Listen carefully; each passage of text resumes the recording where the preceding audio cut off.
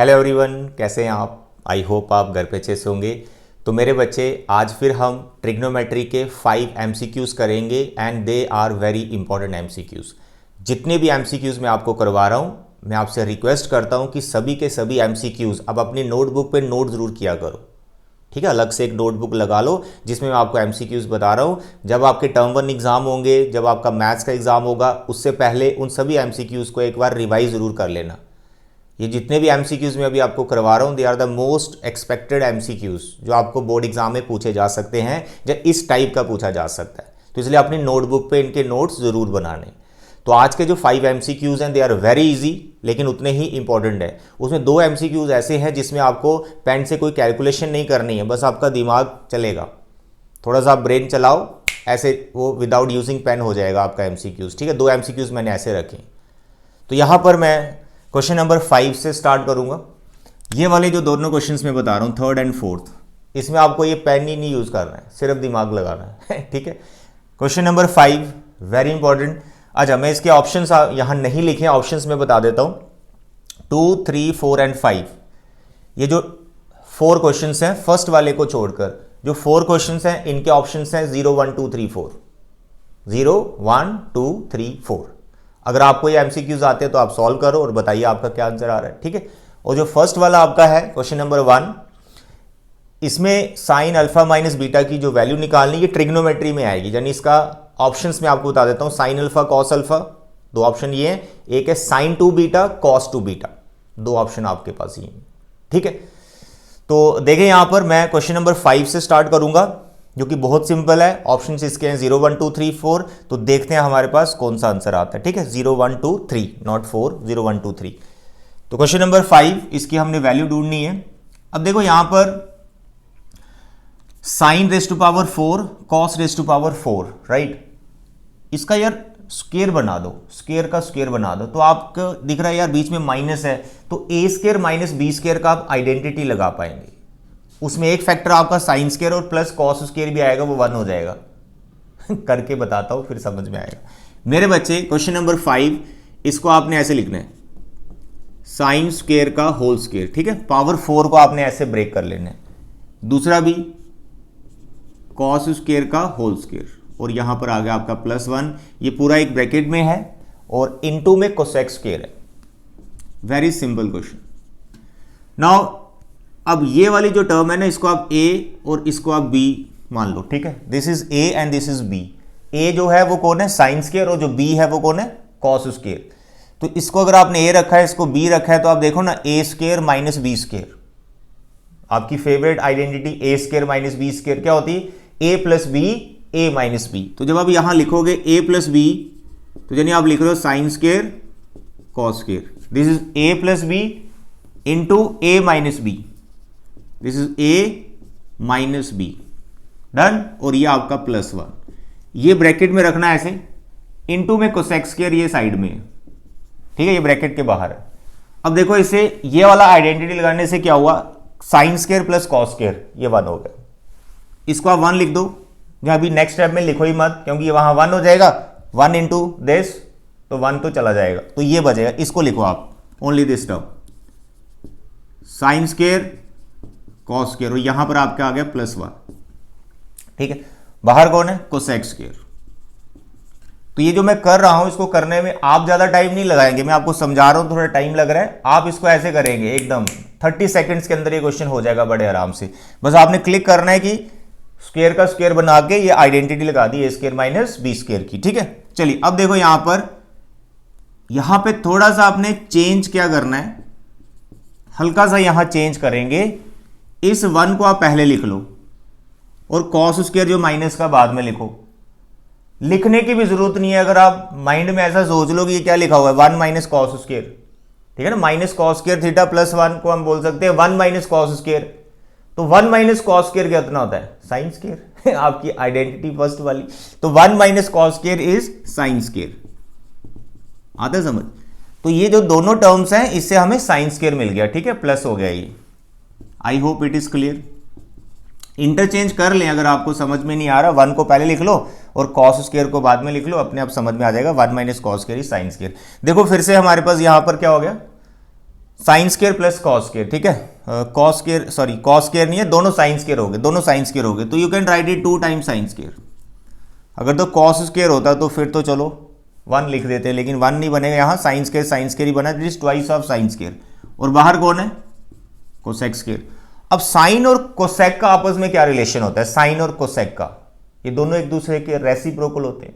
तो देखो साइन और कोसेक आपस में मल्टीप्लाई में आ रहे हैं, दोनों की पावर सेम है, ये दोनों आपस में कैंसिल होंगे, तो आपके पास 2 बच जाएगा। आई hope this step is clear. मैं लिख देता हूं, जैसे एक कोसेक स्केयर है तो इसको आप लिख सकते हैं 1 बाय साइन स्केयर, ये दोनों कैंसिल हो जाते हैं, आंसर इज 2। तो इस क्वेश्चन का क्या आंसर है बेटा, 2। वेरी सिंपल, पावर बनाइए, आइडेंटिटी लगाइए, यहां पर फिर से आइडेंटिटी वही वाली लग गई, थोड़ा सा simplification, you will get your answer. Very simple और काफी इंपॉर्टेंट क्वेश्चन है ये, ठीक है। और मैं बता दूं ये सभी क्वेश्चंस मैंने कहां से लिए हैं, एनसीईआरटी एग्जाम्पलर से। लास्ट टाइम भी मैंने आपको बताया कि अभी मैं एनसीईआरटी एग्जाम्पलर को कवर कर रहा हूं। 5 मैंने लास्ट टाइम बताए थे, 5 ये मैंने सिलेक्ट किए हैं, टोटल कितने हो गए 10, 5 और मैं सिलेक्ट करके आपको बता दूंगा, 15 क्वेश्चंस कर लो, वहां से सफिशिएंट है। बाकी बहुत सिंपल है, जो ऐसे कर लोगे आप आराम से, उतना आपने प्रैक्टिस कर रखा है, ठीक है। चलिए आगे बढ़ते हैं, करते हैं हम क्वेश्चन नंबर 4। जो मैंने आपको बताया इसमें पेन यूज करने की भी जरूरत नहीं है, सिर्फ थोड़ा सा आप दिमाग चला लो। देखो एबीसी कोई राइट ट्राइंगल है, राइट एंगल आपका सी पे बना हुआ है, तो आपको बोला हुआ है कॉस ए प्लस बी का वैल्यू फाइंड करो। मेरे प्यारे बच्चे आप सिर्फ ये सोचो यार, ए प्लस बी, ए चाहे कितना भी डिग्री का हो, बी चाहे कितने भी डिग्री का हो, ए और बी का जो सम होगा वो कितने डिग्री का होगा, किसी राइट ट्राइंगल के अंदर हो आप, और जिसमें राइट एंगल आपका सी पे है। देखो क्वेश्चन नंबर 4 के लिए आपको समझाने के लिए, ये एंगल आपका कितने डिग्री का है, 90 डिग्री का, it is given angle C is 90 degree. अब ये 2 पॉइंट बच गए हमारे, 2 एंगल बच गए ए एंड बी, इन दोनों का सम कितना डिग्री होगा 90 डिग्री, एंगल सम प्रॉपर्टी, तीनों एंगल का सम होता है 180, तो ये वाला आपका अकेला 90 का है, तो इन दोनों का सम भी तो 90 होगा ना। तो आपको पूछा है कॉस ए प्लस बी, कोई फॉर्मूला कुछ नहीं लगेगा यहां पर, सिर्फ ए प्लस बी को समझना था। ए प्लस बी का सम है 90 डिग्री, तो जब ए प्लस बी का सम 90 डिग्री है तो भैया इसका मतलब आपको यह पूछा जा रहा है कॉस 90 डिग्री का वैल्यू बताओ। तो कॉस 90 डिग्री का वैल्यू कितना होता है, 0। That's all. पेन यूज करना ही नहीं है, आपको ए प्लस बी को समझना था बस कि राइट ट्राइंगल के अंदर ए प्लस बी का सम एंगल कितना डिग्री बैठ रहा है, 90 डिग्री बैठ रहा है, कॉस 90 0। आते समझ। इसी तरह से क्वेश्चन नंबर 3 है, इसमें भी आपको पेन नहीं चलाना है, सोचना है सिर्फ। देखो यहां पर एक सीक्वेंस चला रहा है ये, cos 1 डिग्री cos 2 डिग्री, ठीक है, ये 30 नहीं है sorry, it is 3 degree, cos 1 degree cos 2 degree cos 3 degree cos 4 degree, चल रहा है 100 डिग्री तक। अब बच्चे सोच रहे हैं यार इसकी वैल्यू कैसे निकालेंगे, 1 डिग्री तो पड़ा नहीं, कोई दिक्कत नहीं पड़ा। मेरी बात सुनो, 1 से लेकर 100 तक जब आप काउंटिंग कर रहे हो, रास्ते में 90 भी तो आ रहा होगा, 90 आ रहा होगा, यानी बीच में कहीं मल्टीप्लिकेशन में कौन बैठा होगा, बीच में कहीं ना कहीं मल्टीप्लिकेशन में cos 90 डिग्री भी तो बैठा होगा, cos 90 डिग्री भी तो बीच में मल्टीप्लिकेशन में आएगा। और cos 90 डिग्री की वैल्यू क्या होती है, 0, जो मैंने आपको अभी भी बताई, cos 90 डिग्री की वैल्यू 0 होती है, आपको पता भी है। तो cos 90 डिग्री जब 0 है, जब ये कोई नंबर बीच में 0 है और 0 के साथ सारी चीजें मल्टीप्लाई हो रही है, तो ये पूरा का पूरा प्रोडक्ट जो मल्टीप्लिकेशन है ये किसके इक्वल आ जाएगा, यार 0 के इक्वल आ जाएगा। That's all. इसमें भी आपको पेन नहीं चलाना है, सिर्फ सोचना है कि इसके अंदर cos 90 डिग्री था, cos 90 डिग्री की वैल्यू 0 होती है, मल्टीप्लिकेशन में है, एवरीथिंग 0, खत्म। आता समझ। तो ये 3rd और 4th क्वेश्चन काफी टेक्निकल है, आने के चांस बहुत ज्यादा है बोर्ड एग्जाम में इनके, तो ध्यान से इनको नोट कर लेना। चलिए क्वेश्चन नंबर 2 की तरफ बढ़ते हैं, ये भी थोड़ा टेक्निकल है। क्वेश्चन 2 और क्वेश्चन 1 ये दोनों कॉम्प्लीमेंट्री एंगल से रिलेटेड है, वैसे वो सिलेबस से डिलीट हो गया है, बट मैंने क्वेश्चन रख लिए हैं 2 ताकि थोड़ा सा आपको आइडिया मिल जाए। कॉम्प्लीमेंट्री वाला टॉपिक ही बहुत सिंपल है, मैंने पढ़ा रखा है, सिर्फ आपको कुछ फॉर्मूले कुछ चीजें याद रखनी होती हैं, ठीक है। उसके लिए आपको क्या ध्यान में रखना होता है मेरे बच्चे, जैसे मैं आपको बोलता हूं साइन 90 डिग्री माइनस थीटा, आपने पक्का पढ़ा होगा, ठीक है, 100% आपने पढ़ा होगा। Sine 90 minus theta it is cos theta, ऐसे cos 90 minus theta sine theta होता है। फिर मैं आपको बोलूं tan 90 माइनस थीटा है ना, तो वो कितना होता है कॉट थीटा। तो ये चीजें हमने पढ़ रखी हैं, कोई इसमें बड़ी बात नहीं है, कॉम्प्लीमेंट्री एंगल का कॉन्सेप्ट है ये वाला कॉन्सेप्ट इन दोनों क्वेश्चंस में लगेगा 1 और 2 में, तो बड़े आराम से हो जाएंगे। अब यहां पर 1 से लेकर 89 डिग्री तक है, तो आप सोच रहे हैं कि बीच में कोई ऐसा एंगल आ जाए जिससे सारी टर्म जीरो हो जाए जैसे इसमें होगी, इसमें ऐसा नहीं होगा।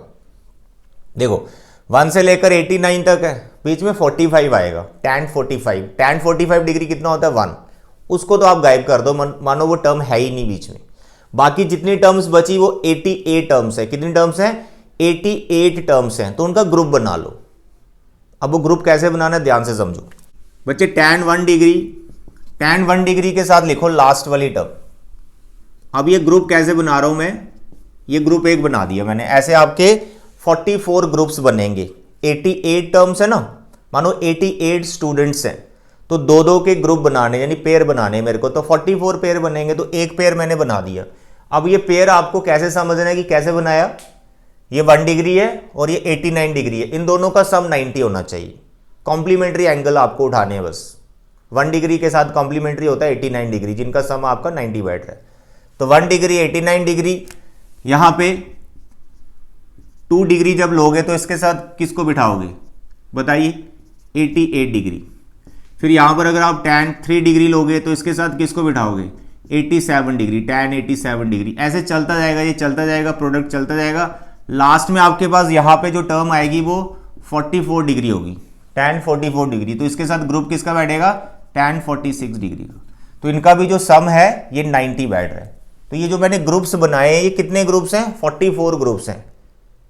इनका प्रोडक्ट 1 है, सबका ये प्रोडक्ट 1 है। ग्रुप्स जो बने दो जो बनाए ना मैंने इकट्ठे, वो उन सबका प्रोडक्ट 1 है। वो कैसे मेरे बच्चे, ये लिखा मैंने tan 1 डिग्री, इसको मानो मैं ऐसे लिखता हूं tan 1 डिग्री, इसको एज इट इज रखा मैंने। अब ये जो tan 89 डिग्री आपको दिख रहा है ना मेरे बच्चे, ये cot 1 डिग्री होता है। अब आप सोच रहे हैं कि sir tan 89 degree cot 1 degree कैसे होता है, इधर देखो इसको। tan और cot इक्वल होते हैं, tan और cot इक्वल होते हैं जब उनके एंगल का सम 90 होता है। बस यही तो आपको कॉम्प्लीमेंट्री का रिलेशन याद रखना है। कल को मैं ऐसे कहीं लिख देता हूं sin x tan x is equal to cot y, आपको ये गिवन है tan x is equal to cot y। वैसे ये इक्वल नहीं होती है, रेशियोज एक दूसरे की रेसिप्रोकल होती हैं, लेकिन कब, जब इनका एंगल सेम होता है, they are reciprocal of each other. लेकिन यहां पर मैं इसको इक्वल ले रहा हूं, tan is equal to cot, तो एंगल डिफरेंट ले रहा हूं, एक x है दूसरा y आ गया।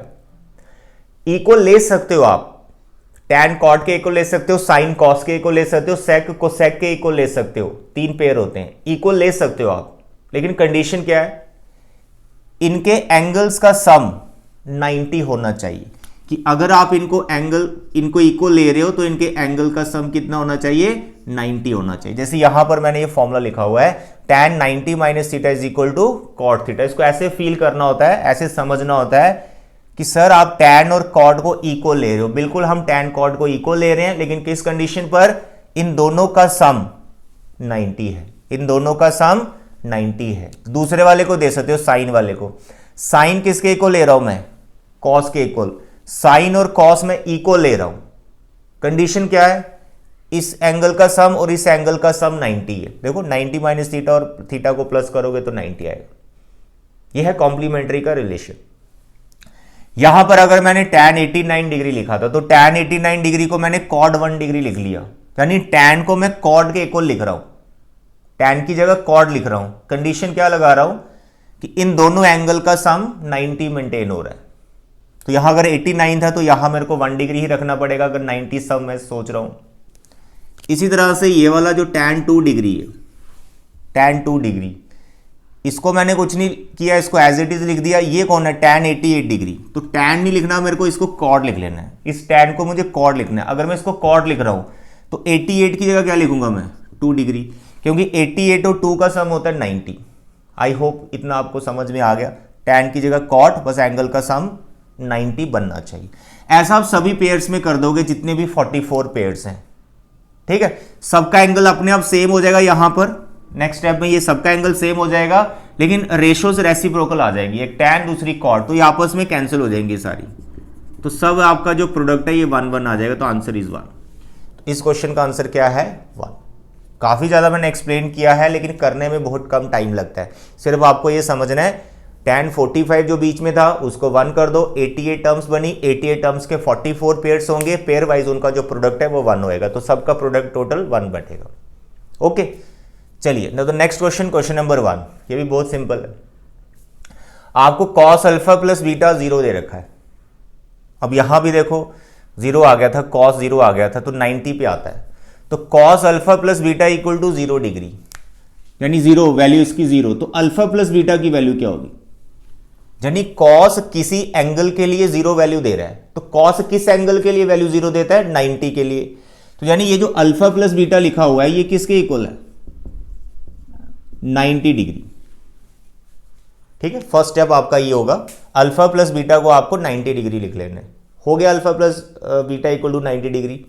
आपको फाइंड करना है साइन अल्फा माइनस बीटा। यहां पे आप क्या करेंगे, यहां से अल्फा या बीटा की वैल्यू निकाल लो। आपने ऑप्शन देखने की कौन सा ऑप्शन आपको बनाना है या किस तरह के दे रखे हैं। मानो मेरे को बीटा में आंसर लाना है इसको, तो आप अल्फा की वैल्यू यहां से निकालो जो कि होगा 90 माइनस बीटा। ठीक है, बीटा को उधर ले जाएंगे, अल्फा की वैल्यू आएगी 90 माइनस बीटा। वो अल्फा की वैल्यू आप यहां डाल दो जो आपको फाइंड करना है। तो मेरे बच्चे इस रिलेशन में मैं अल्फा की वैल्यू डाल रहा हूं यहां से उठा के, तो वो कितनी है? 90 माइनस बीटा, और एक बीटा उसके पास पहले से, तो आपके पास आ गया sine 90 minus 2 beta. I hope this is clear. Alpha की जगह यहां से वैल्यू ले ली अल्फा की 90 माइनस बीटा। ठीक है, तो इट इज 90 माइनस 2 बीटा। तो ये आपका एक फॉर्मूला टाइप बन गया। देखो साइन 90 माइनस थीटा कितना होता है? कॉस थीटा, तो ये भी वही बना हुआ है साइन 90 माइनस थीटा। तो ये आपको क्या देगा? Cos theta. तो थीटा हमारा यहां पे 2 बीटा हो गया, तो this is the right option. ठीक है, चलिए 1 2 कॉम्प्लीमेंट्री का है, इस सेशन के लिए डिलीट हो गया, बट प्रैक्टिस में कर लो। 2 छोटे छोटे क्वेश्चन है, कोई दिक्कत नहीं है, बट ये नेक्स्ट 3 क्वेश्चंस वेरी इंपॉर्टेंट, अच्छे से इनको प्रैक्टिस करना। ठीक है, तो आज के लिए इतने ही बच्चे, थैंक यू, बाय बाय।